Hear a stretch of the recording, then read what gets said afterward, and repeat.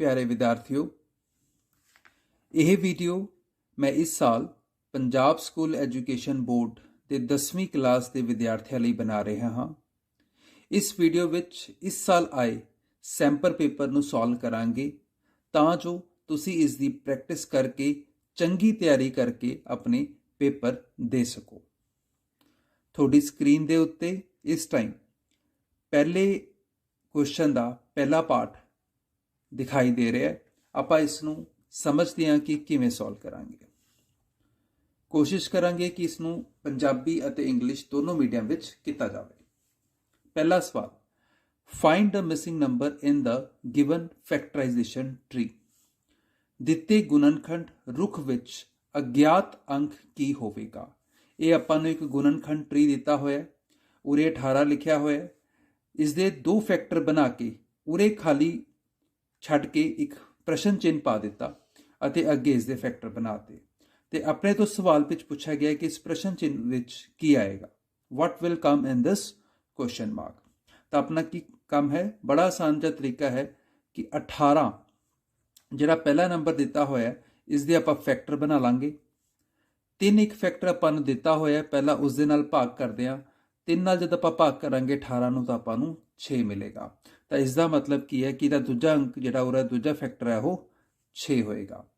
तो तुसीं ध्यान नाल देखो, 6 के अगे 2 और 3 फैक्टर बनते हैं, तो अपना बी ऑप्शन सही हो जाता है। दूसरा सवाल बच्चों, if P X is equal to A X square plus B X plus C is a quadratic equation, then what is the relationship of c upon a with the zeros of px। जेकर px एक दो घाती बहुपद है तो c बटे a का px के सिफरां नाल की संबंध हुंदा है। अपने को सवाल पूछा गया कि यह एक अपने को दो घाती बहुपद है तो c बटे a का सिफरां नाल की संबंध है, की रिलेशनशिप है। अगर अपने को आ क्वाड्रेटिक है तो इन्हां दे रूट्स अगर आप मान लीए कि अल्फा बीटा इस दे रूट्स हैं तो इन्हां दा जिहड़ा जोड़ है, जिहड़ा इन्हां दा सम है वो हुंदा माइनस बी अपॉन ए, तो जिहड़ा प्रोडक्ट है वो हुंदा सी अपॉन ए। तो सी अपॉन ए आ गया, मतलब सी अपॉन ए की है, प्रोडक्ट है, गुणनफल है। तो अपने को डी ऑप्शन है, सी बटे ए प्रोडक्ट ऑफ रूट्स है, सिफरा का गुणनफल है। तो ये अपना सही चुनाव होएगा।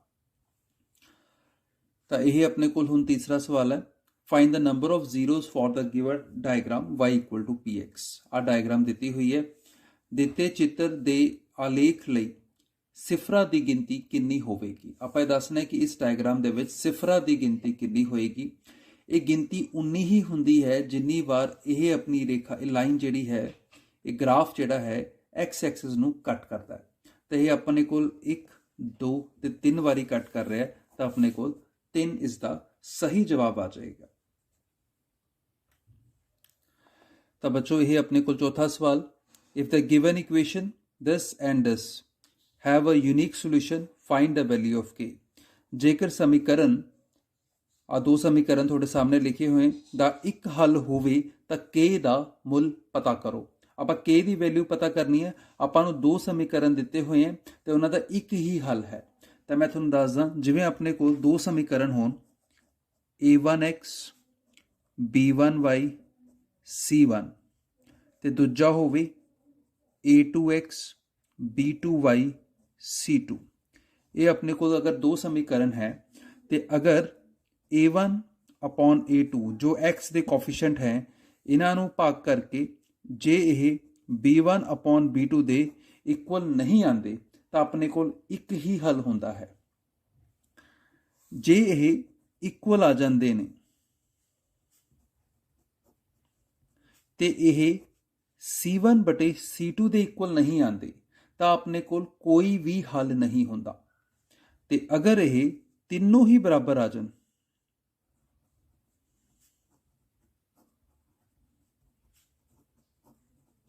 तो अपने को अनेक हल होंदे हैं। अनेक हल मतलब कि इनफाइनाइट सोल्यूशन। कोई हल नहीं मतलब कि नो सोल्यूशन। तो जे यह आपस बराबर नहीं आते तो जिमें कि सवाल विच पूछा गया कि एक हल होवे या फिर यूनिक सोल्यूशन।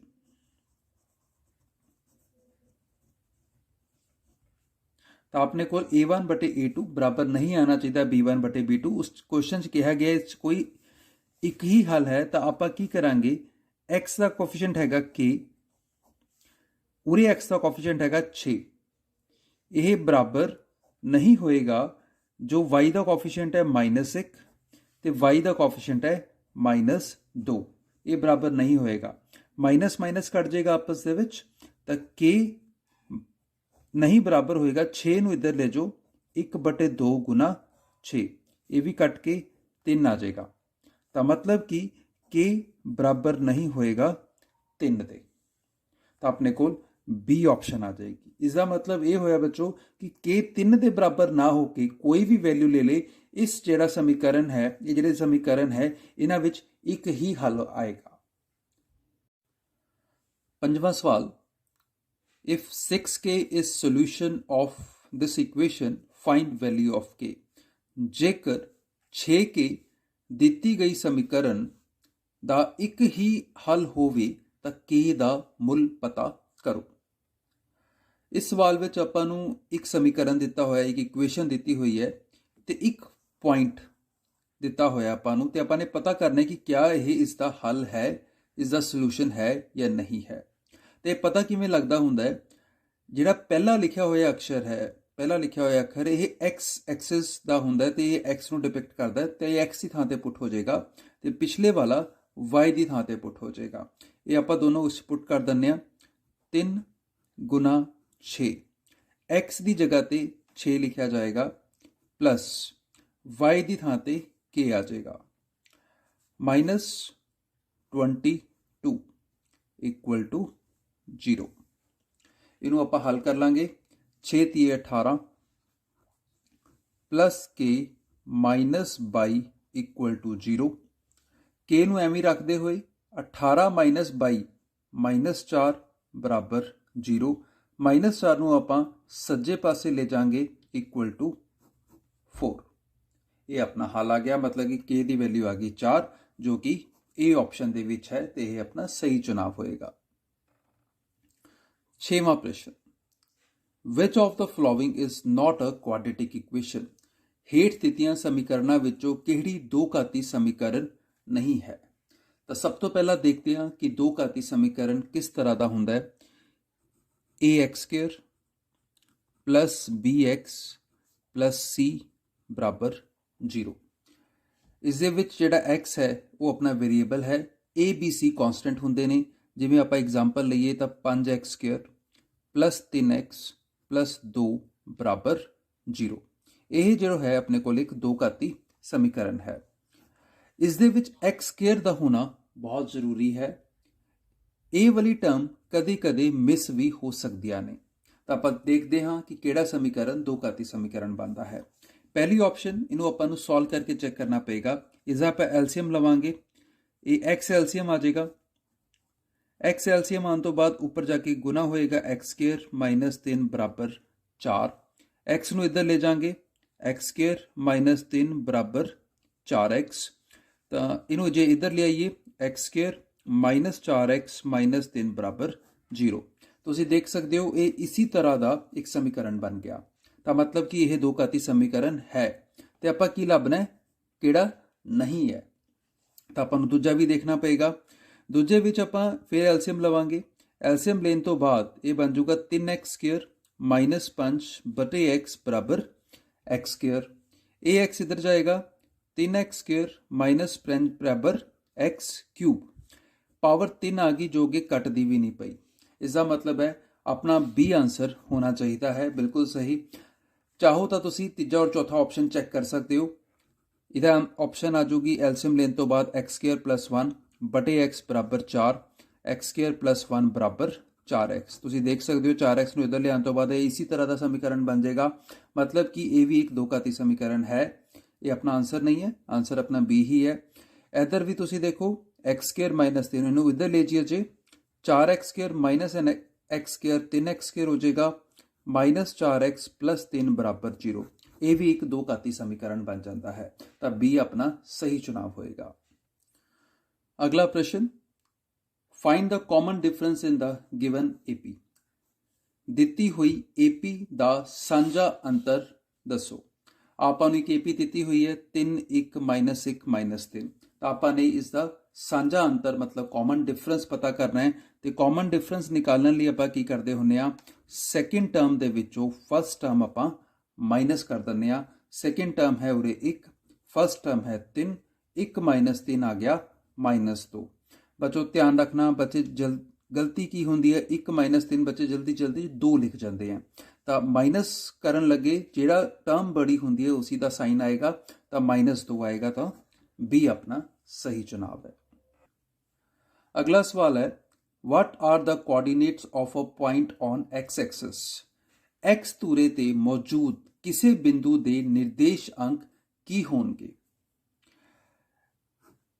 ਆ ਆਪਣੇ ਕੋਲ x ਧੁਰਾ ਹੈ, ਆ y ਧੁਰਾ ਹੈ।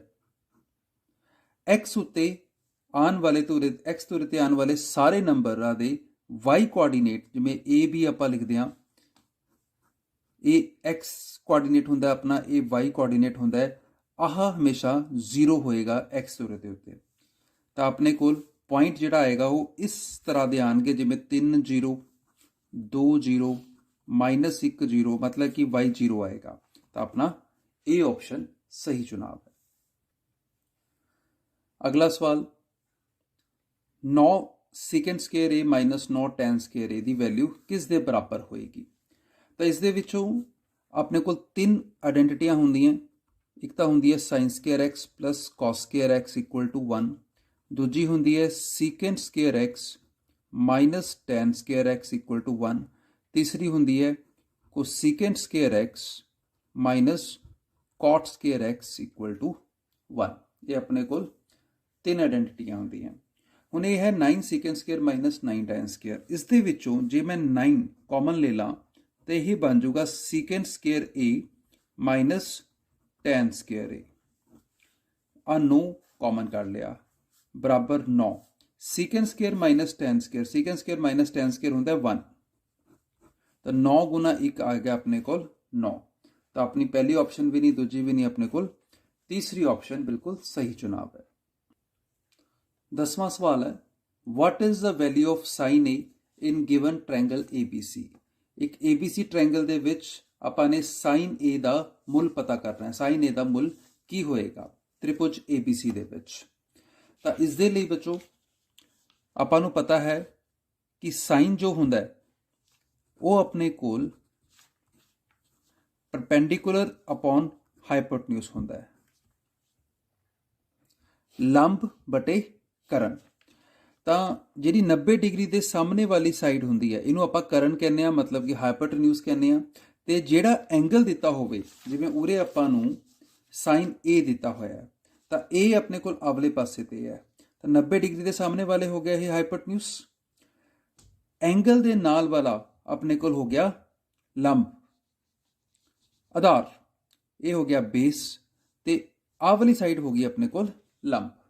ਇੱਕ ਵਾਰ ਦੁਬਾਰਾ, 90 ਡਿਗਰੀ ਦੇ ਸਾਹਮਣੇ ਵਾਲਾ ਹੁੰਦਾ ਕਰਨ ਹਾਈਪੋਟਨਿਊਸ, ਜਿਹੜਾ ਐਂਗਲ ਦਿੱਤਾ ਹੋਏ ਉਹਦੇ ਨਾਲ ਵਾਲੀ ਭੁਜਾ ਹੋ ਜਾਂਦੀ ਹੈ ਆਧਾਰ ਮਤਲਬ ਬੇਸ, ਤੇ ਬਚ ਗਈ ਜਿਹੜੀ ਤੀਜੀ ਇਹ ਹੋ ਜਾਂਦੀ ਹੈ ਲੰਬ। ਤਾਂ ਸਾਈਨ ਦਾ ਫਾਰਮੂਲਾ ਹੁੰਦਾ ਪਰਪੈਂਡੀਕੂਲਰ ਅਪੋਨ ਹਾਈਪੋਟਨਿਊਸ। ਤਾਂ ਉਰੇ ਪਰਪੈਂਡੀਕੂਲਰ ਹੋ ਗਿਆ BC ਤੇ ਹਾਈਪੋਟਨਿਊਸ ਹੋ ਗਿਆ AC। ਸੋ BC ਅਪੋਨ AC ਮਤਲਬ ਕਿ C ਹੀ ਆਪਣਾ ਬਿਲਕੁਲ ਸਹੀ ਚੁਣਾਵ ਹੋਏਗਾ। ਅਗਲਾ ਸਵਾਲ ਹੈ, find the ratio of surface area and volume of sphere। ਗੋਲੇ ਦੀ ਸਤ੍ਹਾ ਦੇ ਖੇਤਰਫਲ ਅਤੇ ਘਨਫਲ ਦਾ ਅਨੁਪਾਤ ਕੀ ਹੋਵੇਗਾ। ਸਤ੍ਹਾ ਦਾ ਖੇਤਰਫਲ ਅਤੇ ਘਨਫਲ, ਇਹਨਾਂ ਦਾ ਬੱਚੇ ਫਾਰਮੂਲਾ ਹੁੰਦਾ ਹੈ, ਸਤ੍ਹਾ ਦਾ ਖੇਤਰਫਲ ਦਾ ਫਾਰਮੂਲਾ ਸਭ ਤੋਂ ਪਹਿਲਾਂ ਹੁੰਦਾ 4πr square, surface area of sphere, ਤੇ 4/3 πr³ ਆਪਣੇ ਕੋਲ ਫਾਰਮੂਲਾ ਹੁੰਦਾ ਹੈ ਵੋਲੀਅਮ ਦਾ, ਮਤਲਬ ਕਿ ਘਨਫਲ ਦਾ। ਤੇ ਉਹਨੇ ਪੁੱਛਿਆ ਕਿ ਸਤ੍ਹਾ ਦਾ ਖੇਤਰਫਲ ਅਤੇ ਘਨਫਲ ਦਾ ਅਨੁਪਾਤ, ਅਨੁਪਾਤ ਮਤਲਬ ਕਿ ਆਪਾਂ ਨੇ ਅਨੁਪਾਤ ਪਤਾ ਕਰਨਾ ਹੈ। ਤਾਂ ਇਹਨਾਂ ਦੋਨਾਂ ਨੂੰ ਆਪਾਂ ਭਾਗ ਕਰ ਲੈਂਦੇ ਹਾਂ, 4πr² ਬਟੇ 4/3 πr³। 4 ਨਾਲ 4 ਕੱਟ ਜੂਗਾ, ਪਾਈ ਨਾਲ ਪਾਈ ਕੱਟ ਜੂਗਾ, ਉੱਪਰ r² ਹੈ ਨੀਚੇ r³ ਹੈ, ਇਹ ਵੀ ਕੱਟ ਕੇ r ਆ ਜੂਗਾ। ਤਾਂ ਆਪਣੇ ਕੋਲ ਕੀ ਬਚਿਆ, 3 ऊपर चला जाएगा, 3/r, मतलब कि अपना सही जवाब होएगा 3:r। तो अपने को ए ऑप्शन सही होएगा इस दे विच। 12वां प्रश्न, which of the following diagram show tangent to a circle. ਹੇਠ ਦਿੱਤਿਆਂ ਵਿੱਚੋਂ ਕਿਹੜੀ ਆਕ੍ਰਿਤੀ ਚੱਕਰ ਦੀ ਸਪਰਸ਼ ਰੇਖਾ ਨੂੰ ਦਰਸਾਉਂਦੀ ਹੈ।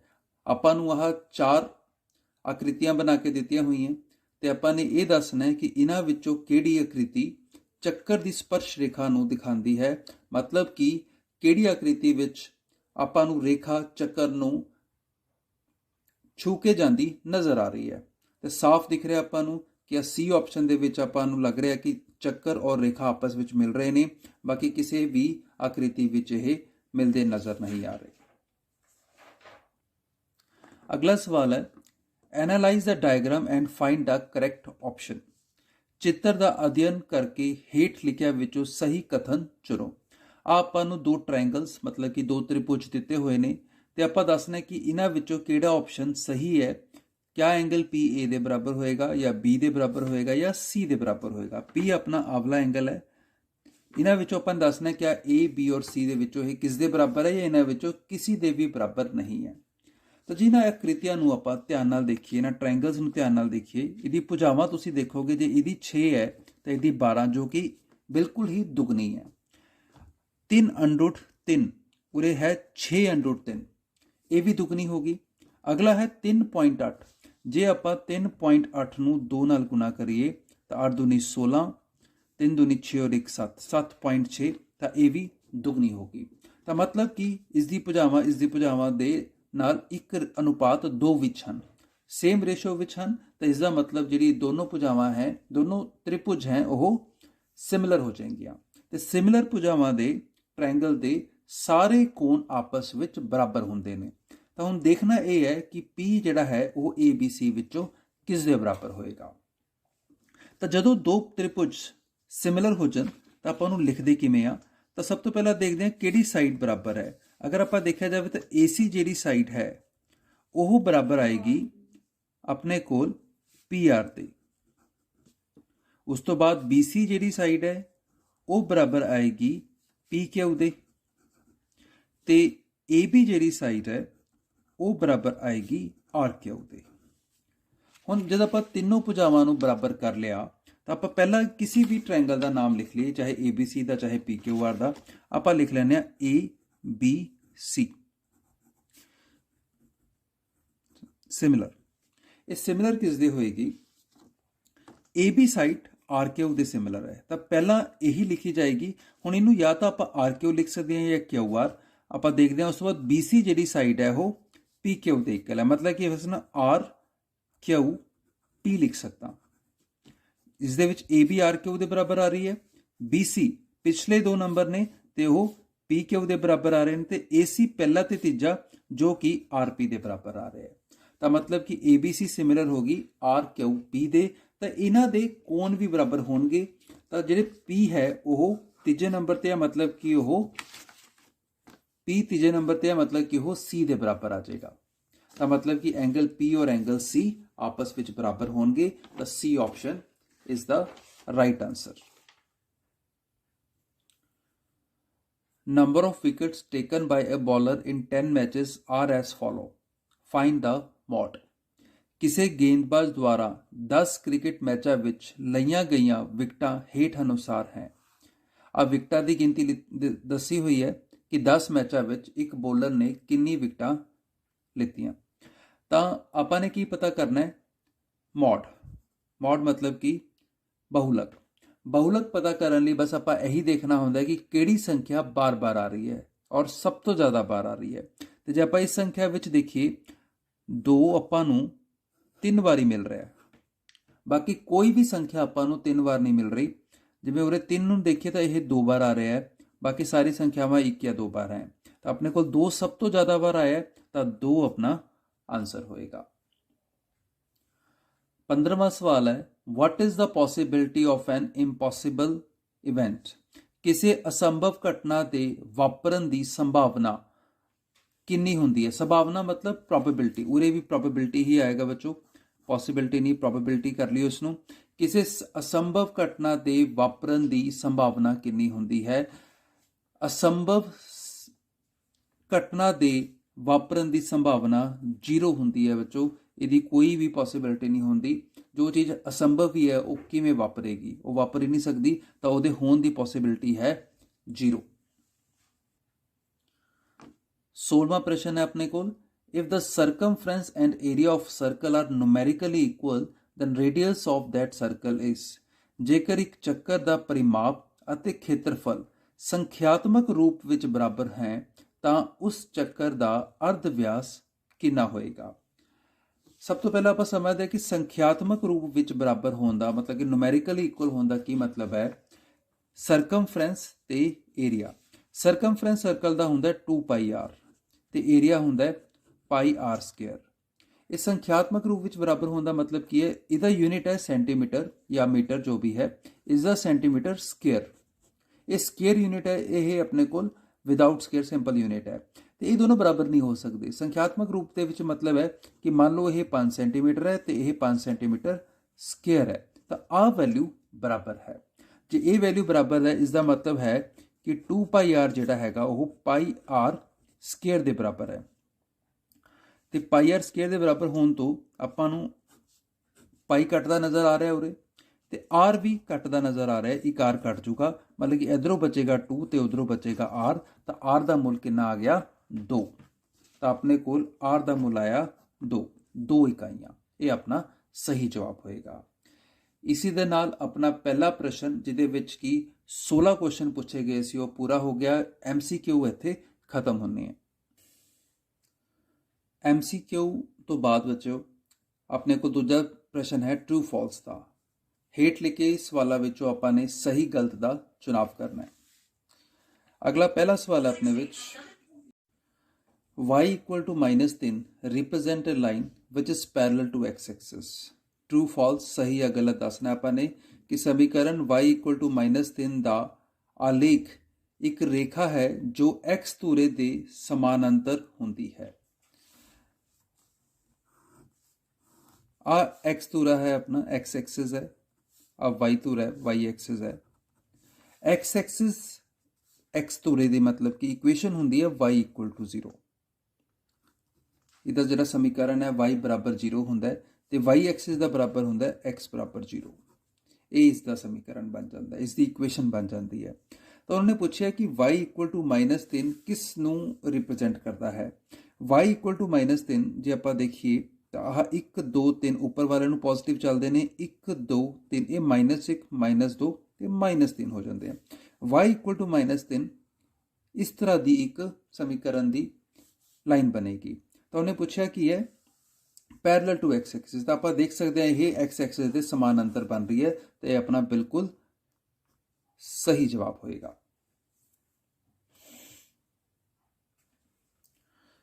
दूसरा प्रश्न है, if roots of this equation are equal then d is greater than equals to 0। True false दसना बच्चों। जेकर समीकरण ਦੇ ਮੁੱਲ ਸਮਾਨ ਹੋਣ ਤਾਂ d ਦੀ ਜਿਹੜੀ ਵੈਲਿਊ ਹੈ ਉਹ greater than equal to 0 ਹੁੰਦੀ ਹੈ। ਤਾਂ ਸਭ ਤੋਂ ਪਹਿਲਾਂ ਦੇਖੋ d ਦੀ ਵੈਲਿਊ ਕੀ ਹੁੰਦੀ ਹੈ? ਹੁੰਦੀ ਹੈ b² - 4ac। ਇਹ d ਦੀ ਵੈਲਿਊ ਹੁੰਦੀ ਹੈ। ਅਗਰ ਇਸ ਕੁਆਡ੍ਰੈਟਿਕ ਇਕੁਏਸ਼ਨ ਦੇ ਇੱਕ ਦੋ ਘਾਤੀ ਸਮੀਕਰਨ ਦੇ ਰੂਟਸ ਬਰਾਬਰ ਹੋਣ ਤਾਂ d ਦਾ ਮੁੱਲ 0 ਹੁੰਦਾ ਹੈ। d ਦਾ ਮੁੱਲ ਜਦ 0 ਤੋਂ ਬੜਾ ਹੋ ਜੇ ਤਾਂ ਜਿਹੜੇ ਮੁੱਲ ਹੈ ਉਹ ਬਰਾਬਰ ਨਹੀਂ ਹੁੰਦੇ, ਤੇ ਜੇ d ਦਾ ਮੁੱਲ 0 ਤੋਂ ਛੋਟਾ ਹੋ ਜੇ, ਮਤਲਬ ਕਿ -1 ਜਾਂ -2, ਮਤਲਬ ਇਹਦੀ ਵੈਲਿਊ ਅਗਰ ਨੈਗੇਟਿਵ ਆ ਜੇ ਤਾਂ ਮੁੱਲ ਅਸਲ ਵਿੱਚ ਨਹੀਂ ਐਗਜ਼ਿਸਟ ਕਰਦੇ। Roots are not real in that case. ਤਾਂ ਆਪਣਾ ਸਹੀ ਜਵਾਬ ਹੈ d = 0। ਮਤਲਬ ਕਿ ਉਹਨੇ ਗ੍ਰੇਟਰ ਦੈਨ ਦਾ ਸਾਈਨ ਵੀ ਪਾਇਆ ਹੈ, ਤਾਂ ਇਹ ਗਲਤ ਹੋ ਗਿਆ। ਇਹਨੂੰ ਆਪਾਂ ਗਲਤ ਮਤਲਬ ਕਿ ਫਾਲਸ ਆਂਸਰ ਲਿਖਾਂਗੇ। ਤੀਸਰਾ, ਇਨ ਐਨ AP TN ਮਤਲਬ ਕਿ nth ਟਰਮ ਇਸ 3 + 4n। ਤਾਂ ਆਪਾਂ ਨੇ T10 10th ਟਰਮ ਦੱਸਣਾ ਹੈ ਕਿ ਕਿਆ ਇਹ 40 ਹੈ ਜਾਂ ਨਹੀਂ ਹੈ। ਕਿਸੇ ਅੰਕ ਗਣਿਤਕ ਲੜੀ ਦਾ 9ਵਾਂ ਪਦ an = 3 + 4n ਹੋਵੇ ਤਾਂ ਇਸ ਦਾ 10ਵਾਂ ਪਦ 40 ਹੋਵੇਗਾ। an ਮਤਲਬ ਕਿ tn ਆਪਾਂ ਨੂੰ ਦਿੱਤਾ ਹੋਇਆ 3 + 4n। ਅਗਰ an ਦਾ ਇਹ ਹੈ ਤੇ ਆਪਾਂ ਨੂੰ 10ਵਾਂ ਪਦ ਪੁੱਛਿਆ ਗਿਆ ਤਾਂ ਆਪਾਂ n ਨੂੰ 10 ਲੈ ਲਾਂਗੇ। ਜੇ ਆਪਾਂ n ਨੂੰ 10 ਰੱਖਾਂਗੇ ਤਾਂ ਇਹ 10 3 ਜਮਾ 4, ਜਿੱਥੇ n ਹੈ ਉੱਥੇ ਆਪਾਂ 10 ਭਰ ਦਾਂਗੇ ਤਾਂ 3 ਜਮਾ 4 ਗੁਣਾ 10 ਹੋ ਗਿਆ 40। 40 ਦੇ ਵਿੱਚ 3 ਜੋੜ ਦਾਂਗੇ ਤਾਂ 43 ਬਣ ਗਿਆ। ਤੇ ਉਹਨੇ ਪੁੱਛਿਆ ਸੀ ਕਿ ਇਹ 40 ਹੋਏਗਾ ਤਾਂ ਇਹ ਗਲਤ ਹੋ ਗਿਆ। ਇਹਦਾ ਜਵਾਬ ਹੈ 43, ਮਤਲਬ ਕਿ ਫਾਲਸ, ਗਲਤ ਇਹਦਾ ਆंसर ਆਏਗਾ। चौथा सवाल है अपने को, distance of point P34 from origin is 5। बिंदु 3 4 की मूल बिंदु तो दूरी 5 इकाई है। तो डिस्टेंस फॉर्मूला पहला देखते हैं बच्चों। अपने को अगर P पॉइंट है x1 y1 तो Q पॉइंट है x2 y2, तो ਜਿਹੜਾ डिस्टेंस ਹੁੰਦਾ है दो पॉइंट ਵਿੱਚ ਉਹ ਹੁੰਦਾ x1 माइनस x2 ਦਾ square plus y1 minus y2 ਦਾ ਸਕੁਅਰ, ਇਸ ਦਾ ਆਪਾਂ ਅੰਡਰ ਰੂਟ ਲੈ ਲੈਂਦੇ ਆ। ਇਹ ਹੁੰਦਾ ਆਪਣਾ डिस्टेंस ਫਾਰਮੂਲਾ। ਹੁਣ ਆਪਣੇ ਕੋਲ ਪੁਆਇੰਟ ਹੈਗਾ 3 4 ਤੇ ओरिजिन ਹੁੰਦਾ 0 0। 3 4 ਅਤੇ 0 0 ਦੇ ਵਿੱਚ ਆਪਾਂ ਨੇ ਦੂਰੀ ਪਤਾ ਕਰਨੀ ਹੈ, ਕਿੰਨੀ ਹੋਏਗੀ। ਤਾਂ ਦੂਰੀ ਪਤਾ ਕਰਨ ਲਈ ਆਪਾਂ ਇਹਨਾਂ ਦੋਨਾਂ ਨੂੰ ਮਾਈਨਸ ਕਰਾਂਗੇ। 3 माइनस 0 ਉਹਦਾ ਸਕੁਅਰ ਕਰ ਦਾਂਗੇ ਜਮਾ 4 माइनस 0 ਇਹਦਾ ਸਕੁਅਰ ਕਰਕੇ ਇਹਦਾ अंडर रूट ले लांगे। 3 माइनस 0 3 हो जाऊगा, ऊपर स्केयर पे है, जमा 4 माइनस 0 4 हो जाऊगा, ऊपर स्केयर पे है। 3 का स्केयर आ जाऊगा 9, 4 का स्केयर आ जाऊगा 16, अंडर रूट ऊपर एम ही रहेगा। 16 ते 9 हो जाएगा 25। 25 ਨੂੰ बच्चों ਆਪਾਂ लिख सकते हैं 5 गुना 5। ਤੇ अंडर रूट ਦੇ ਵਿੱਚ अगर दो नंबर सेम आ जान ਤਾਂ ਉਹ ਬਾਹਰ ਉਹਨਾਂ ਚੋਂ ਇੱਕ ਆ ਜਾਂਦਾ ਹੁੰਦਾ, ਇਹ ਆਪਾਂ ਨੂੰ ਪਤਾ ਹੈ। ਤਾਂ 5 ਇਹਦਾ ਸਹੀ ਜਵਾਬ ਹੈ ਤੇ ਉਹਨੇ ਵੀ 5 ਹੀ ਲਿਖਿਆ, ਤਾਂ ਇਹ ਬਿਲਕੁਲ ਸਹੀ ਹੈ, ਟਰੂ। ਪੰਜਵਾਂ ਸਵਾਲ ਹੈ, for any value of angle A sin a is 4/3, true false. ਕਿਸੇ ਵੀ ਕੋਣ A ਦੇ ਲਈ sin a ਦਾ ਮੁੱਲ 4/3 ਹੋਵੇਗਾ। ਬੱਚੋ ਇਹ ਗੱਲ ਤੁਸੀਂ ਯਾਦ ਰੱਖਣੀ ਹੈ ਕਿ sin ਔਰ cos ਦੀ ਵੈਲਿਊ ਕਦੇ ਵੀ 1 ਤੋਂ ਬੜੀ ਨਹੀਂ ਹੁੰਦੀ। ਇਹਨਾਂ ਦੀ ਵੈਲਿਊ हमेशा 1 या उस तो छोटी ही रहेगी, दोनों की वैल्यू। मतलब कि हुण साइन ए उरे दिता होया आपां नूं 4/3। 4/3 जे तुसीं 4 नूं 3 नाल भाग करके देखो तो 1.3 ये आ जाऊगा। मतलब कि ये 1 तो बड़ा हो गया, जो संभव नहीं है। साइन की कभी भी वैल्यू 1 या कॉस की भी वैल्यू 1 तो बड़ी नहीं हो सकती, तो यह अपने कोल गलत हो गया। अगला सवाल है, if base and height of a cone is equal to the base and height of a cylinder, then ratio of their volume is 3:1।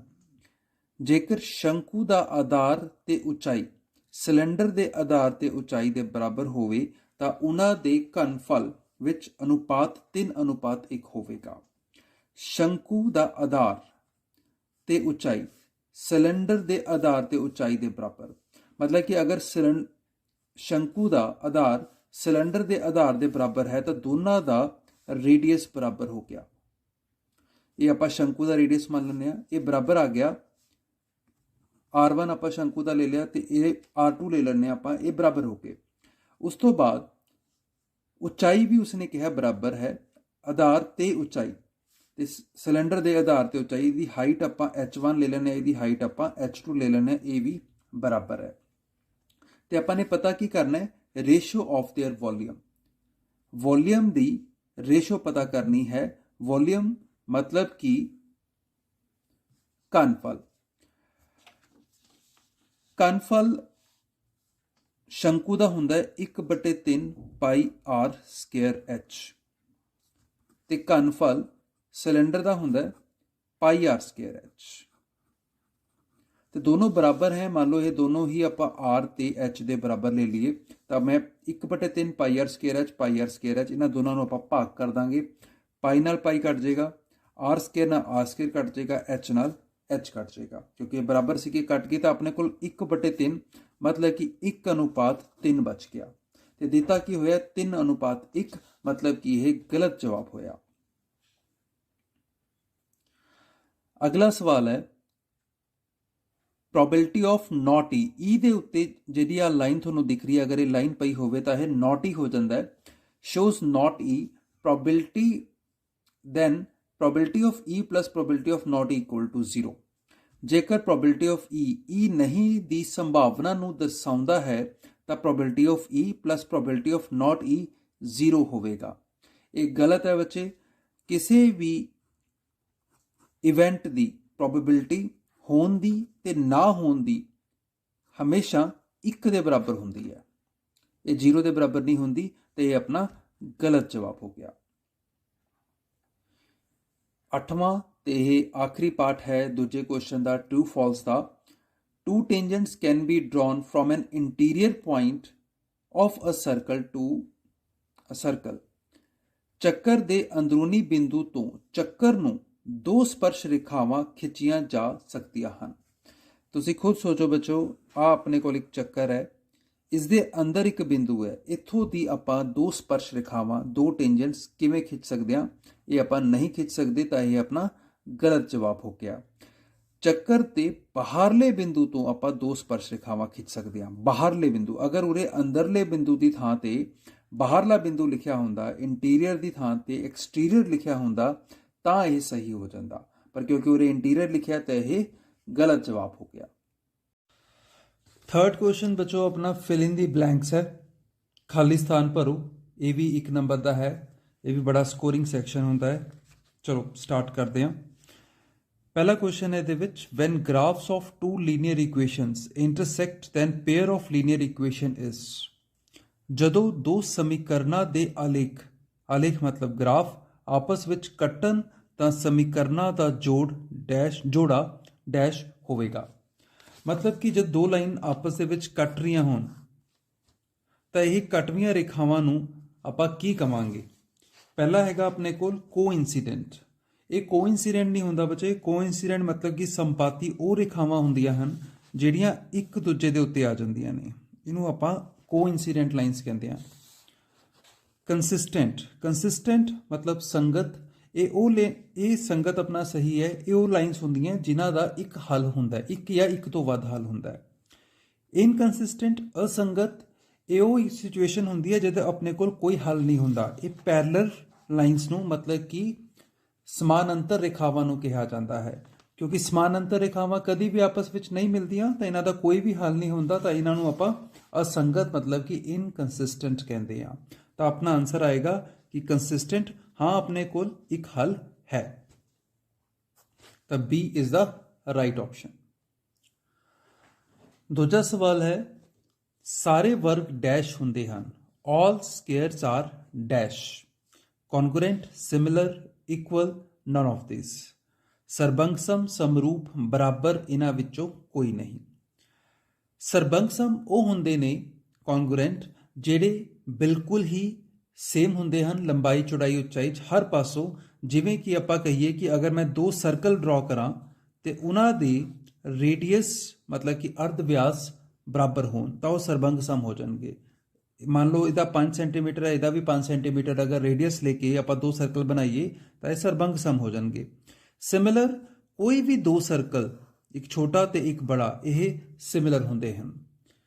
तां सारे स्केयर, क्योंकि अगर तां स्केयर दी साइड्स, अगर आप दो स्केयर बनाइए इन्हां दोनों की साइड्स भी बराबर होण तां हो जाणगे कॉन्ग्रुएंट, पर अगर साइड्स बराबर नहीं है तो वो सिमिलर हो जाणगे।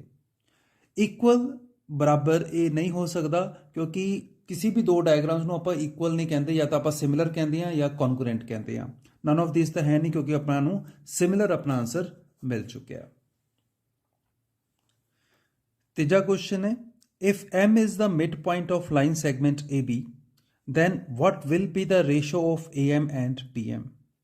जेकर रेखाखंड AB ਦਾ ਮੱਧ ਬਿੰਦੂ M ਹੈ ਤਾਂ AM ਅਤੇ BM ਦਾ ਅਨੁਪਾਤ ਡੈਸ਼ ਹੋਵੇਗਾ। ਆ ਡਾਇਗਰਾਮ ਦੇ ਵਿੱਚ ਦੇਖੋ AB ਹੈ, M is the ਮੱਧ ਬਿੰਦੂ ਹੈ, M is the midpoint of this line, ਤਾਂ ਆਪਾਂ ਨੂੰ ਅਨੁਪਾਤ ਪੁੱਛਿਆ AM ਤੇ BM ਦਾ। ਤਾਂ ਅਨੁਪਾਤ ਨਿਕਾਲਣ ਲਈ ਆਪਾਂ AM upon BM ਇਹਨੂੰ फाइंड करांगे। जे दोनों बराबर है, मान लें आप दोनों ही x के बराबर है, AM और BM x के बराबर है, तो ये x अपॉन x आ जाएगा, x नाल x कट जाएगा, 1/1, मतलब कि अपने को 1:1 1 अनुपात 1 अपना आंसर मिल रहा है, तो डी ऑप्शन हो जाएगा। चौथा सवाल है बच्चों, कॉट स्केयर प्लस 1 बराबर sine square, cos square, secant square ते कोसिकन स्केयर। ਆਪਾਂ ਤਿੰਨ ਆਇਡੈਂਟੀਟੀਜ਼ ਕੀਤੀਆਂ ਸੀਗੀਆਂ ਕਿ sine square plus cos square equal to 1 ਹੁੰਦਾ ਹੈ, secant square minus tan square equals to 1 ਹੁੰਦਾ ਹੈ ਤੇ cosecant square minus cot square. ਆਪਾਂ ਤੀਜੀ ਯੂਜ਼ ਕਰਾਂਗੇ। ਤੀਜੀ ਆਇਡੈਂਟੀਟੀ ਸੀ ਕਿ cosecant square minus cot square ਇਹ 1 ਦੇ ਬਰਾਬਰ ਹੁੰਦਾ ਹੈ। ਤਾਂ ਜੇ ਮੈਂ कॉट स्केयर ਨੂੰ ਉਧਰ ਲੈ ਜਾ ਤਾਂ cosecant square a equal to 1 plus cot square a। तो 1 प्लस कॉट स्केयर किहदे बराबर आ गया, कोसिकन स्केयर ए। तो डी ऑप्शन अपना सही हो जाएगा। पंजवां सवाल है, area of sector with central angle P degree of a circle with radius R is. अर्ध व्यास R वाले ਚੱਕਰ ਦੇ उस अर्ध व्यासी खंड का खेत्रफल डैश जिसका कोण P डिग्री है। अपने कोल सर्कल है, central angle O centre O ते सेंट्रल एंगल आपां नूं P दिता होया है, P डिग्री। तो आ अपना सेंट्रल एंगल हो गया P डिग्री। ये सेक्टर हो गया। उसने क्या एरिया ऑफ सेक्टर पता करना है, तो आ अपना सेक्टर हो गया जिसका सेंट्रल एंगल P डिग्री है। तो फॉर्मूला हुंदा है जनरली आप थीटा नाल याद किया होया भी theta upon 360 into pi are square. ये अपने को फॉर्मूला है। थीटा उरे P है तो P degree upon 360 pi are square, ये अपना फॉर्मूला बन जाता है। तो आप ध्यान नाल देखिए तो ये भी नहीं मैच करता पिया, क्योंकि अगर आप दो नूं आर स्केयर ही नहीं है पहली गल तो उरे। अच्छा आर कैपिटल है तो आप उरे कैपिटल आर ही यूज़ करांगे। आ भी नहीं मैच करता पिया, 2 पाई आर स्केयर आ गया, जो 2 नूं कट भी दईए तो भी उरे 90 आता है। आ भी नहीं मैच करता पिया। आ थोड़ा मैच कर जूगा अगर आप 2 और 720 की कटिंग कर दीए, 2 अपॉन 720 डिग्री एक कट के 360 डिग्री रह जूगा। तो अपने को डी ऑप्शन जी है P अपॉन 720 एक कट के 360 डिग्री रह जूगी, ये मैच कर जूगी। तो डी ऑप्शन अपना सही आंसर है। 6वां सवाल है तो बहुत ही आसान है। In the given diagram the toy consist of dash and dash. आ तुहानूं एक टॉय दिता होया है तो पूछ रहे ये टॉय ये जिहड़ा खिलौना है ये किस किस चीज़ का बनया होया है। पहली ऑप्शन है कोन अते कोन एंड स्फीयर, शंकु अते गोला। देखो पहला देख ही लीए, ये उपरला पोर्शन आपां नूं पता है एक शंकु है एक कोन है, तो निचला जिहड़ा पोर्शन है वो एक अर्धगोला है, मतलब कि एक हैमीस्फीयर है। तो अपने कोल कोन ते हैमीस्फीयर दी बी ऑप्शन पई है, शंकु अते अर्धगोला। तो अपना बी ऑप्शन सही होएगा। 7वां सवाल है, विच of the following is not a measure of central tendency. निम्न विचों डैश केंद्री परिवर्ती का माप नहीं है। केंद्री परिवर्ती मतलब कि सेंट्रल टेंडेंसी के 3 ही मैजर होने बच्चे, वो होंदा मीन, मीडियन ते मॉड। ये तीनों सेंट्रल टेंडेंसी के मैजर है, मतलब कि मध्यमान, मध्यिका ते बहुलक, ये तीनों हैं। मतलब कि केड़ा नहीं है, रेंज नहीं है, डी ऑप्शन नहीं आएगा। अगला क्वेश्चन है, a coin is tossed once, what is the probability of finding a head.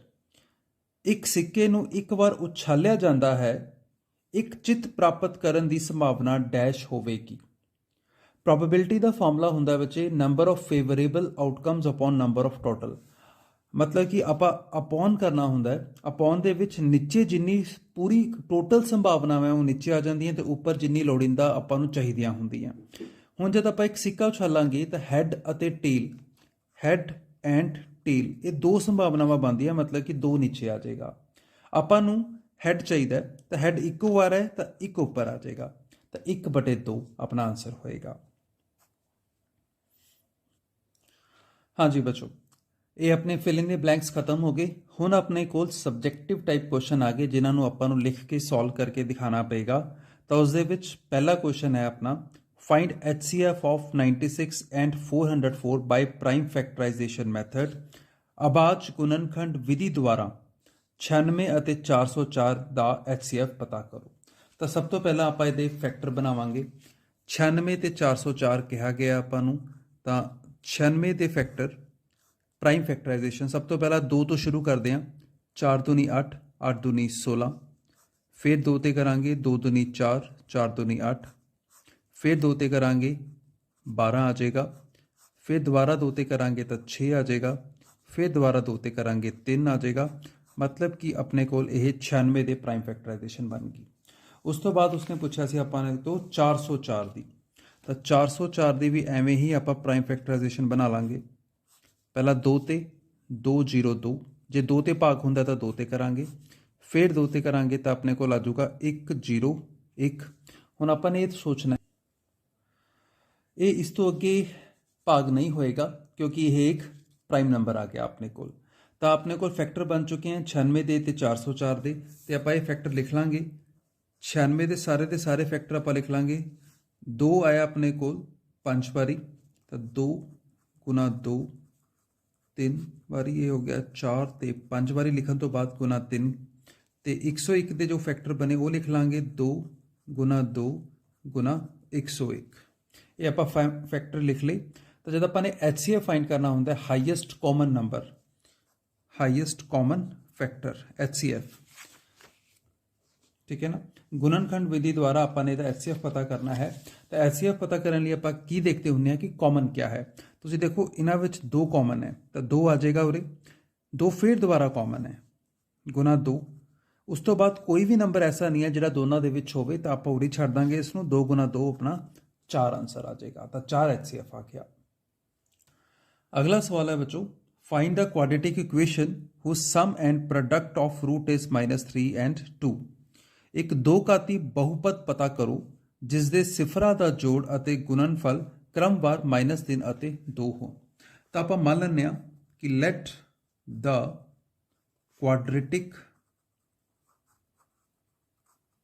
Equation be ax² plus bx plus c equals to 0। ये अपनी स्टैंडर्ड जी क्वाड्रेटिक इक्वेशन है, आप ले ली। उस तो बाद आप इसका सम ऑफ रूट्स का जो फॉर्मूला होंगे वो आप पहला भी डिस्कस किया कि सम ऑफ रूट्स होंगे हैं -b/a, तो प्रोडक्ट ऑफ रूट्स होंगे, प्रोडक्ट ऑफ रूट्स हो जाता है c/a। तो -b/a सम ऑफ रूट्स जोड़ा है वो आपको दिता होया -3, तो प्रोडक्ट ऑफ रूट c/a वो दिता होया आपको 2। तो इथों की आप अगर इस दे नीचे 1 1 लगा दिए तो कंपैरिजन करके देखिए तो a अपने को 1 आ रहा है। देखो b/a है 3/1 है ना, तो a इथों की 1 इथों भी 1, तो this implies that a is 1। अगर a की वैल्यू 1 है तो a नूं छड्ड के अपने को -b जिहड़ा है वो -3 आ गया, ये कट गया है ना, -3 आ गया। ये भी छड़ दी तो इथों की सी कितना आ गया अपने को 2। ये नैगेटिव भी कट जूगा, मतलब कि ए की वैल्यू आ गई 1, बी की वैल्यू आ गई 3, सी की वैल्यू आ गई 2, 1 3 ते 2। ये तीनों वैल्यूज आप उरे पुट कर देंगे। ए की वैल्यू 1 पुट हो जाएगी तो उरे x² ही रह जूगा, बी की वैल्यू 3 पुट होएगी तो प्लस 3x आ जूगा, सी की वैल्यू 2 आ जाएगी। तो यह बन गई अपनी क्वाड्रेटिक इक्वेशन, मतलब कि 2 घाती बहुपद। अगला सवाल है अपना, solve the given linear equation. इन्हों सॉल्व करना है अपने दिते समीकरण जोड़े नूं हल करो। हल करने का मतलब ये होंदा है कि अपने एक्स और वाई का मुल पता करना है, एक्स और वाई की वैल्यू फाइंड करनी है। तो उसके लिए सब तो पहला आप की करांगे, सब तो पहला तो आप इन्हां इक्वेशनस नूं लिखी लेने एक बारी कि x + 3y = 5, तो दूजी इक्वेशन आ गई 2x - 3y = 12। उस तो बाद की करना है बच्चों, आपने x या y के कोफिशिएंट सेम करने हैं। तुसीं अगर ध्यान नाल देखो तो y के कोफिशिएंट पहला ही सेम ने, y का कोफिशिएंट उरे 3 है तो उरे -3 है। तो जे मैं इन्हों जोड़दा, जोड़न ते क्या होएगा, x + 2x हो जाएगा 3x, 3y - y कट जाएंगे, तो ये कितना आ जाऊगा 12 ते 5 जुड़ के आ जाऊगा अपने को 17। तो x का मुल कितना आ जाएगा 17/3। उस तो बाद अगर मैं इसकी वैल्यू उरे पुट करदा तो 17/3 + 3y = 5। मैंने की किया, x की वैल्यू 17/3 उरे पुट कर दी, तो इसनों उधर ले जाओ, मतलब कि 3y is equal to 5 minus ये उधर जाके माइनस का हो जाएगा 17/3। एलसीएम ले लिए इसका 3 एलसीएम आ जाएगा। 3 एलसीएम आने तो बाद ऊपर जाके मल्टीप्लाई होके 15 माइनस 17 बन जाऊगा।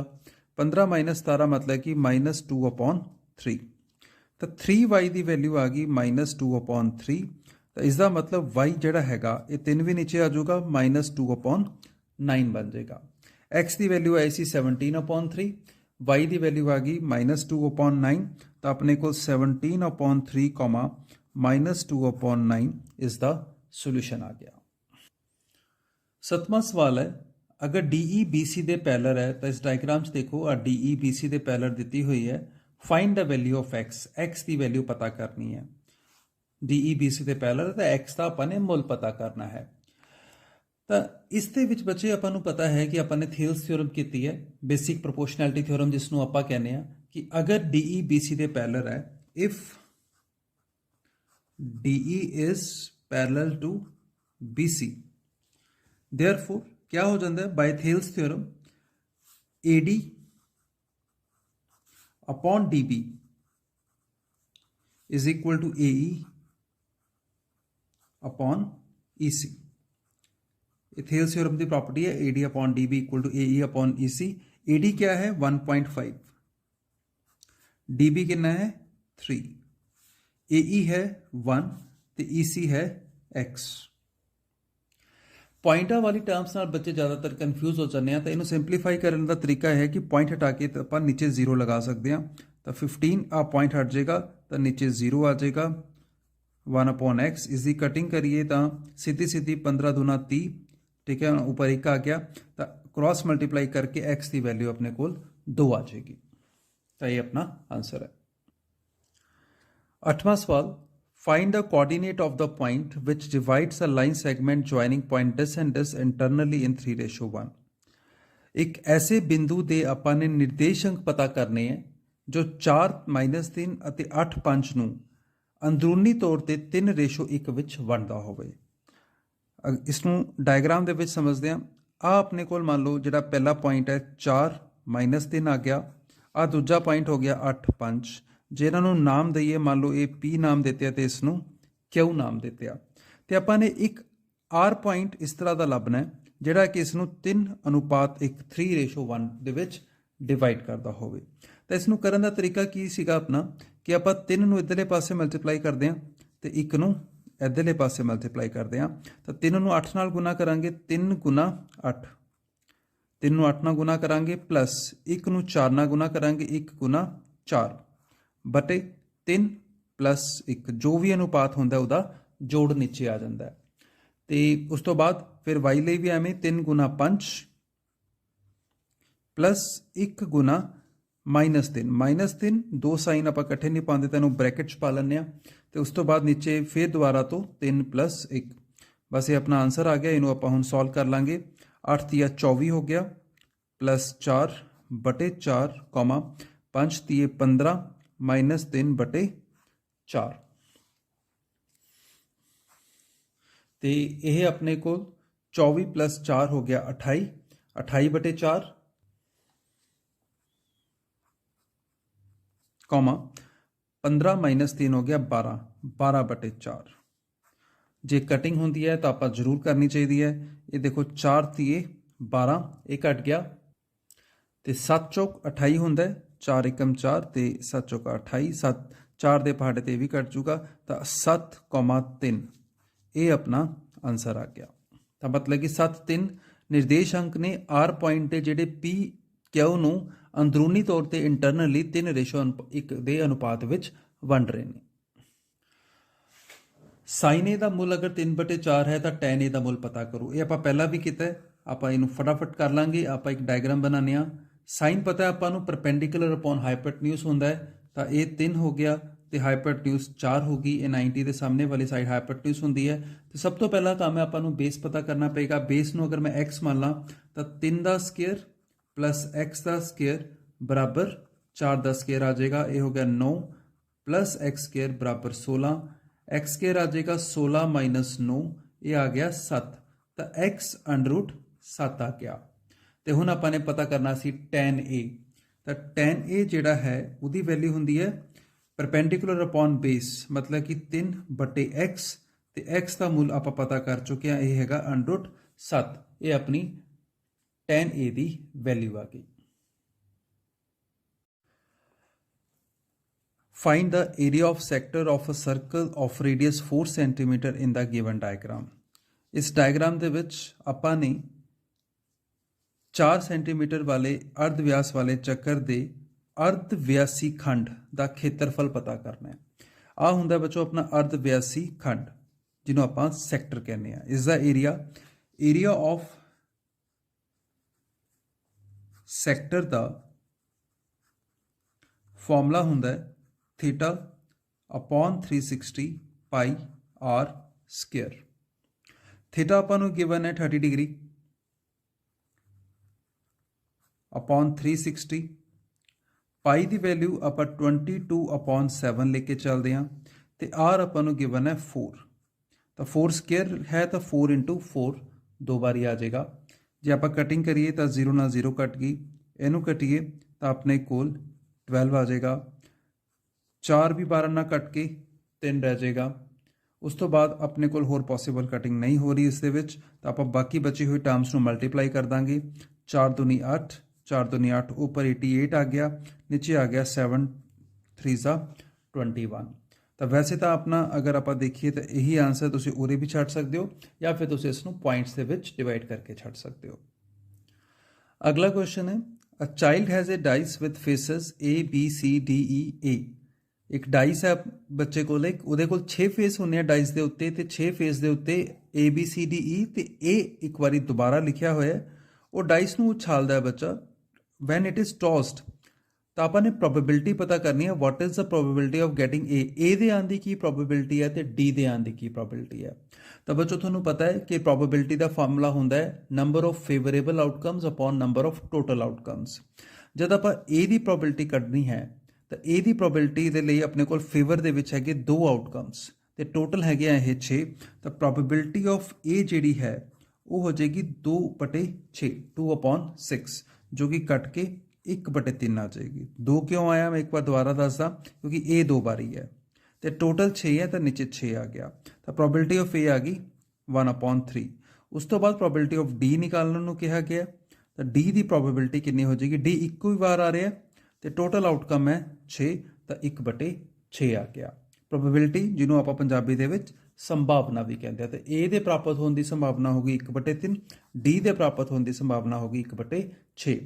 डी की तरह चाहे वह बी पूछ ले, सी पूछ ले, ई पूछ ले, सब की संभावना 1/6 ही होगी, क्योंकि एक ही बार है अपने को वो सारे, सिर्फ ए ही 2 बार सीगा तो उसकी संभावना मतलब कि प्रोबेबिलिटी चेंज हुई। 13th क्वेश्चन, फाइंड द सम। ये अर्थमैटिक प्रोग्रेशन AP का सवाल है, ये अपने को चॉइस भी है। तो पहला आप इसमें देखते हैं, जोड़फल पता करो। अपने को कुछ टर्म्स दी हुई हैं तो इसका आपने जोड़फल पता करना है।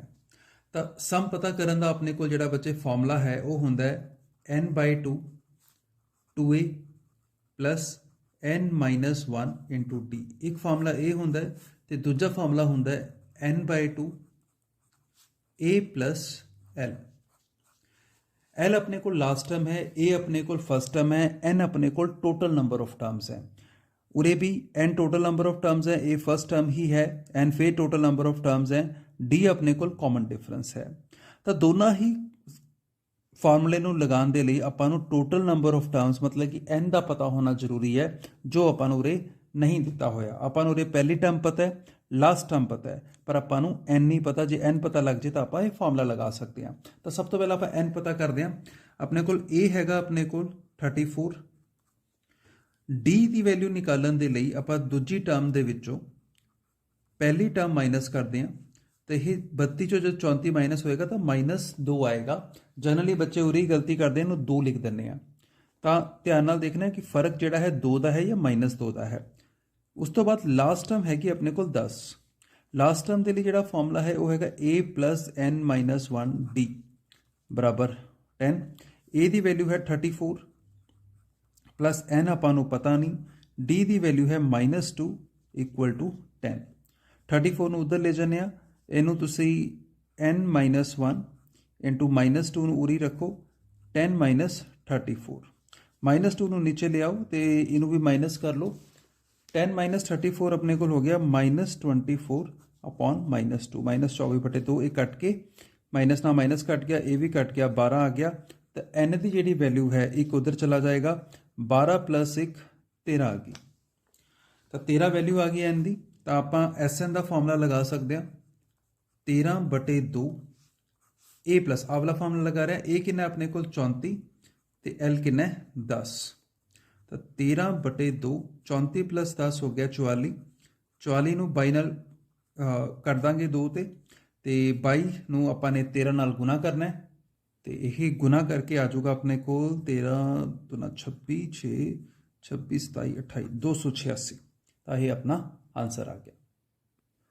ਤਾਂ ਇਹਦਾ ਜਿਹੜਾ ਔਰ ਪਾਰਟ ਹੈ ਉਹ ਵੀ ਮਿਲਦਾ ਜੁਲਦਾ ਹੀ ਹੈ how many multiples are there of 4 in between 10 and 250 10 ਅਤੇ 250 ਵਿਚਕਾਰ 4 ਦੇ ਕਿੰਨੇ ਗੁਣਨਜ ਹਨ ਤਾਂ 10 और 250 ਦੇ ਵਿੱਚ ਆਪਾਂ ਨੇ 4 ਦੇ ਮਲਟੀਪਲ 4 ਦੇ ਗੁਣਨ ਲੱਭਨੇ ਹੈ 10 ਤੋਂ ਬਾਅਦ ਜਿਹੜਾ 4 ਨਾਲ ਭਾਗ ਹੋਣ ਵਾਲਾ 4 ਦਾ ਮਲਟੀਪਲ ਹੈ ਉਹ ਹੈਗਾ 12 ਤਾਂ ਸਭ ਤੋਂ ਪਹਿਲਾ ਨੰਬਰ ਹੈ 12 ਜਿਹੜਾ 4 ਤੋਂ ਭਾਗ ਹੁੰਦਾ ਹੈ 10 ਤੋਂ ਬਾਅਦ ਉਸ ਤੋਂ ਬਾਅਦ ਇਹ 16 ਆਏਗਾ ਇਵੇਂ ਚੱਲਦੇ ਚੱਲਦੇ 250 ਨੂੰ ਤੁਸੀਂ 4 ਨਾਲ ਭਾਗ ਕਰਕੇ ਦੇਖੋ ਇਹ ਆ ਜਾਏਗਾ ਆਪਣੇ ਕੋਲ 6 ਚੌਕਾ 24 10 ਬਚ ਗਿਆ 4 दूनी 8 मतलब कि 2 अपने कोल शेष रिमाइंडर बच रहा है तो इस ਆਪਾਂ ਨੂੰ 2 ਛੱਡ ਦਾਂਗੇ ਤਾਂ 250 ਦੇ ਵਿੱਚੋਂ ਜੇ 2 ਛੱਡਾਂਗੇ ਤਾਂ 248 ਆਪਣੇ ਕੋਲ ਬਚ ਜਾਂਦਾ ਹੈ ਮਤਲਬ ਕਿ 248 ਆਖਿਰ ਵਿੱਚ ਆਖਰੀ ਨੰਬਰ ਹੋਊਗਾ ਜਿਹੜਾ 4 ਨਾਲ ਭਾਗ ਹੋ ਰਿਹਾ 250 ਤੋਂ ਪਹਿਲਾਂ ਤੇ ਉਹ ਸਾਰੇ ਨੰਬਰ ਲਿਖ ਲਏ ਆਪਾਂ ਨੇ 10 ਤੋਂ 250 ਦੇ ਵਿੱਚ ਜਿਹੜੇ 4 ਨਾਲ ਭਾਗ ਹੋ ਸਕਦੇ ਆ 4 ਦੇ ਮਲਟੀਪਲ ਹੈ ਤਾਂ ਆਪਾਂ ਨੇ ਹੁਣ ਇਹ ਪਤਾ ਕਰਨਾ ਹੈ ਇਹ ਕਿੰਨੇ ਨੇ ਸਵਾਲ ਸਿਰਫ ਇੰਨਾ ਹੀ ਹੈ ਕਿ how many multiples are there सिर्फ एन की वैल्यू पता करनी है एन कितना है तो इस दे लिए भी वही तरीका है ए अपने को 12 है डी अपने को उरे 16 माइनस 12 4 आ जाएगा लास्ट टर्म है 248 लास्ट टर्म का फॉर्मूला ए प्लस एन माइनस 1 डी बराबर 248 कर देंगे ए की वैल्यू 12 पुट कर देंगे एन एम ही रहेगा डी की वैल्यू है 4 बराबर 248 12 उधर जाके माइनस कर देंगे एन माइनस 1 × 4 बराबर 248 माइनस 12 ये माइनस करके अपने को आ जाएगा 8 चो 2 गए 6 4 चो 1 गए 3 236 तो अपने को एन माइनस 1 जरा चीज़ उरे मल्टीप्लाई हो रही है 236 और भाग हो जाएगी जाके 4 इसकी कटिंग करिए 5 चौका 20 36 बच गया 9 चौका 36 59 तो 1 भी उधर चला जाएगा 59 + 1 मतलब कि आ गया 60 इसका मतलब है कि अपने को 60 इस तरह के नंबर हैं 10 और 250 ਦੇ ਵਿੱਚ ਜਿਹੜੇ 4 ਨਾਲ ਭਾਗ ਹੋ ਜਾਂਦੇ हैं अगला सवाल है if possible find the roots of quadratic equation दो घाती समीकरण ਦੇ ਮੁੱਲ ਜੇਕਰ ਸੰਭਵ ਹੋਵੇ ਤਾਂ ਪਤਾ ਕਰੋ ਜੇਕਰ ਸੰਭਵ ਹੋਵੇ इफ पॉसिबल अगर ये रूट पॉसिबल है तो पता करने हैं तो किवें पता लगता है पॉसिबल है कि नहीं ये पता लगता है अपन डिस्क्रिमिनेंट तो डी तो सब तो पहला जी अपने को गिवन इक्वेशन है वो लिख लेने आप गिवन इक्वेशन वो है 3x² माइनस 5x + 2 = 0 इनू आप कंपेयर करते हैं कंपेयर इट विथ जी अपनी स्टैंडर्ड इक्वेशन है ax² plus bx plus c = 0 जब आप इनू कंपेयर करांगे अपने को a की वैल्यू आ जाएगी 3 b की वैल्यू आ जाएगी -5 तो c की वैल्यू आ जाएगी 2 उस तो बाद आप डिस्क्रिमिनेंट निकालना है डिस्क्रिमिनेंट जोड़ा होंगे वो होंगे b² - 4ac तो b हैगा -5 का स्केयर -4 a हैगा 3 तो c हैगा 2 -5 का स्केयर आ गया अपने को 25 माइनस ये हो गया बच्चे 3 दूनी 6 6 चौका 24 25 - 24 आ गया 1 जेड़ा है नंबर वो 0 तो बड़ा है तो रूट पॉसिबल है क्योंकि अगर डी की वैल्यू जो डिस्क्रिमिनेंट आप निकाल लिया डी की वैल्यू अगर नैगेटिव आ जाए तो रूट पॉसिबल नहीं होंगे नैगेटिव का मतलब <0 0 -1 -2 अगर इस तरह का कोई भी आंसर आ जाए तो रूट पॉसिबल नहीं होंगे तभी उन्हें क्या सी जेकर संभव होन ਤਾਂ रूट निकालना है। तो आप कहांगे हाँ रूट संभव है।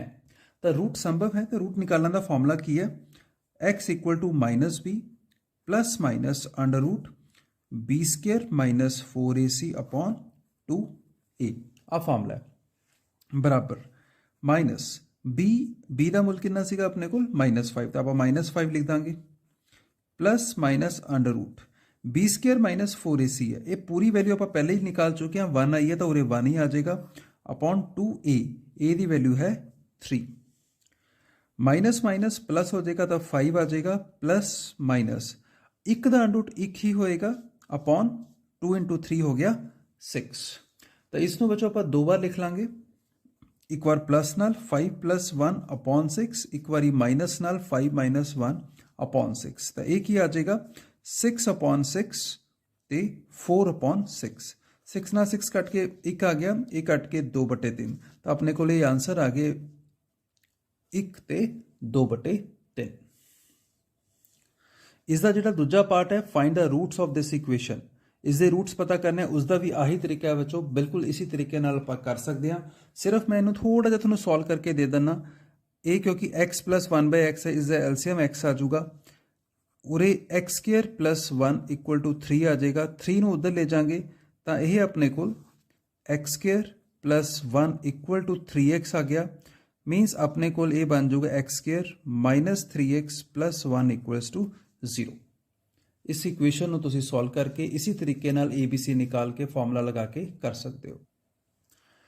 नेक्स्ट क्वेश्चन है बच्चों, an observer 1.5 metre tall is standing 28.5 metre away from the tower, the angle of elevation of the top of the tower from his eyes is 45 degree, what is the height of the tower. ਆਪਾਂ ਨੂੰ मैं पंजाबी ਦੇ ਵਿੱਚ ਇੱਥੇ diagram ਦੇ ਵਿੱਚ ਹੀ ਸਮਝਾ ਰਿਹਾ। ਆ ਇੱਕ चिमनी ਦਿੱਤੀ ਹੋਈ ਹੈ ਜਿਹਦੀ ਉਚਾਈ 28.5 मीटर है। एक व्यक्ति 1.5 मीटर जिहदी हाइट है और टॉप ऑफ द टावर के सब तो शिखर वाले बिंदु नूं देख रहा है, अपनी अखां तो ओह बिल्डिंग दी टॉप दे नाल 45 डिग्री का उचान कोण बना रहा है। मतलब कि ये उसकी हाइट तो उसकी आइज के लैवल तो जिहड़ा एंगल ऑफ एलिवेशन है वो 45 डिग्री है। तो आपां ने की पता करना है, ਆਪਾਂ ने उसकी दूरी पता करनी है, what is the height of the tower. यह उरे गलत लिखा गया, उरे आएगा 28.5 मीटर की दूरी ते है, तो ਆਪਾਂ ने टावर की चिमनी की उचाई पता करनी है। तो आप इसकी उचाई इत्थों की लेके इस पॉइंट तक एच मान लें, इत्थे तक, तो इस पॉइंट में आप नाम दे दें नवा ई। बच्चों जो ये 28.5 है तो ये वाली दूरी भी 28.5 होएगी। तो आप इस डायग्राम के विच देखिए तो in triangle AED, AE triangle they which AE upon ED,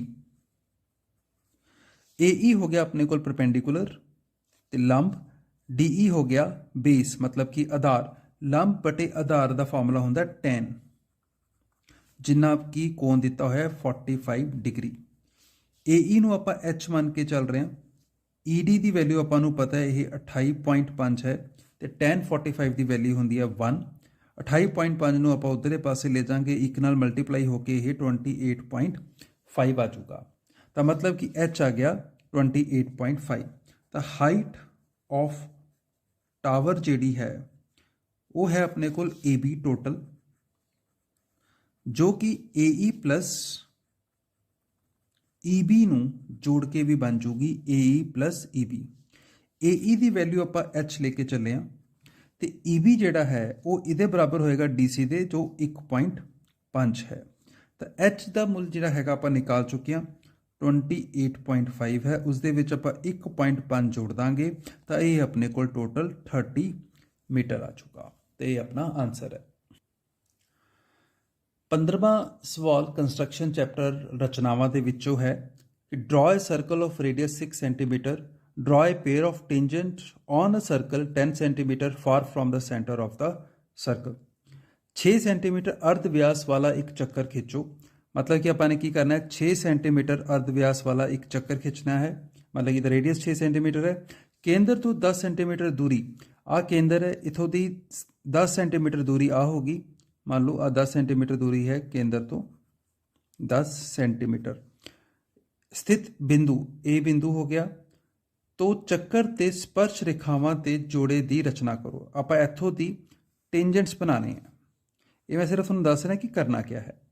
ਟੈਂਜੈਂਟਸ ਬਣਾਣੇ ਆ ਬੱਚੋ। ਇਹ ਕੁਐਸਚਨ ਮੈਂ ਇਸ ਕੁਐਸਚਨ ਦੇ ਲਈ ਇੱਕ ਅਲੱਗ ਵੀਡੀਓ ਬਣਾ ਚੁੱਕਿਆ, ਉਸ ਦਾ ਮੈਂ ਲਿੰਕ ਡਿਸਕ੍ਰਿਪਸ਼ਨ ਦੇ ਵਿੱਚ ਦੇ ਦਾਂਗਾ। ਤੁਸੀਂ ਇਸ ਕੁਐਸਚਨ ਨੂੰ ਉੱਥੇ ਜਾ ਕੇ ਕਰ ਲਿਓ, ਕਿਉਂਕਿ ਵੀਡੀਓ ਆਲਰੇਡੀ ਬਹੁਤ ਲੰਬੀ ਹੋ ਚੁੱਕੀ ਹੈ। ਮੈਂ ਇਸ ਕੰਸਟਰਕਸ਼ਨ ਨੂੰ ਬਣਾਵਾਂਗਾ ਤਾਂ ਹੋਰ ਟਾਈਮ ਲੱਗ ਜਾਏਗਾ, ਤਾਂ ਇਹ ਕੁਐਸਚਨ ਤੁਸੀਂ ਉੱਥੋਂ ਦੀ ਕਰ ਲਿਓ। अगला क्वेश्चन है बच्चों, a metallic sphere of radius 4.2 centimetre is melted and recast it into a cylinder of radius 6 centimetre, find the height of the cylinder.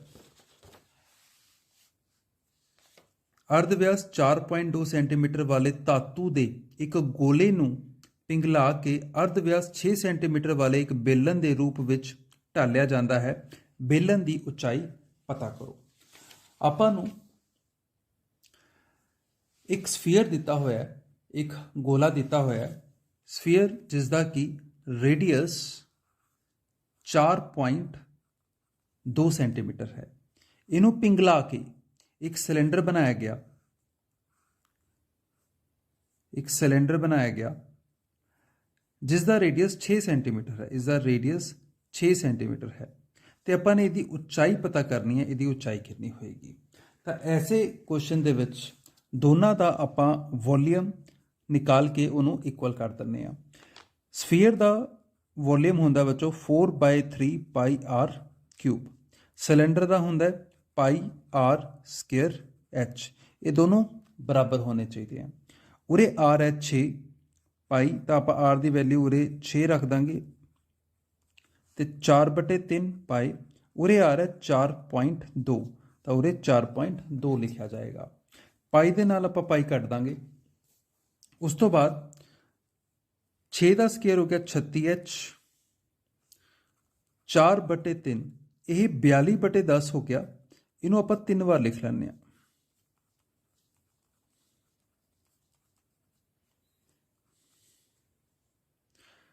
जो जो कटदा है आपां उसकी कटिंग करी जाने। इसनू कट दिंदे आ, 3 1 3, 4 3 12, 14 आ गया। उस तो बाद कटदा 10 भी है। फिलहाल इसनों आप उरी रखते हुए इस 36 भी नीचे ले आने, तो ये हो जाएगा 4/36 गुना 14 गुना 42 गुना 42 बटे 1000 हो गया। 10 गुना 10 गुना 10। तो अगर आप गौर नाल देखिए तो 36 भी कट रहा, 36 नूं सीधा इधर नाल कट दें, 9 चौका 36, 9 आ गया। उस तो बाद फिर यह 3 के टेबल से कट के ये 14 आ जाएगा, तो ये भी 3 के टेबल से कट के 14 दोबारा आ जाएगा। तो 14 नूं 14 नाल गुना करांगे तो 196 196, तो उसनों फिर 14 नाल गुना करेंगे 2744 आ जाएगा बटे 1000 अपॉन 1000। तो ये 2.7 आप इसमें लिख सकते हैं। तो यह अपना आंसर आ गया, हाइट आ गई 2.7। नैक्सट है अपना match the column. Volume of cone, cone मतलब शंकु का आयतन। शंकु का आयतन होंगे बटे 1/3 पाई आर स्केयर एच, जो उरे पे है। तो यह आप इसका मिलान कर देंगे। उस तो बाद है वॉल्यूम ऑफ सिलेंडर। वेलन का आयतन, वेलन का आयतन होंगे पाई आर स्केयर एच, आ तीजे नंबर पर पे है, ये इधर आ जाएगा। वॉल्यूम ऑफ हैमीस्फीयर, अर्धगोले का आयतन, अर्धगोले का आयतन हो गया 2/3 पाई आर क्यूब। उस तो बाद है lateral surface area of cylinder, Velan की वक्र सतह का खेत्रफल, ये होंगे 2 पाई आर एच। वैसे भी आही एक ऑप्शन बच गई सी अपने को, तो ये नाल आ जाएगा।